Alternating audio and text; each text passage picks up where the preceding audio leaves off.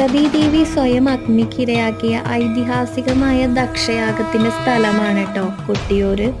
അക്കരെ കൊട്ടിയൂർ ക്ഷേത്രത്തിൽ ശിവലിംഗം സ്വയംഭൂ ആണെന്ന് വിശ്വസിക്കപ്പെടുന്നു. തിരുവഞ്ചിറ എന്നു പേരുള്ള വലിയൊരു തടാകത്തിന്റെ മധ്യത്തിലുള്ള മണിത്തറയിലാണ് ശിവലിംഗമുള്ളത്. ഈ തടാകത്തിന്റെ തന്നെ മറ്റൊരു തറയാണ് അമ്മാറക്കല്ലിലാണ് ആദിപരാശക്തിയായ ശ്രീ പാർവതിയെ ആരാധിക്കുന്നത്. ശ്രീ പാർവതിയെ ആരാധിക്കുന്ന ആ അമ്മാറക്കല്ലാണ് കേട്ടോ നിങ്ങളിപ്പോൾ കണ്ടുകൊണ്ടിരിക്കുന്നത്.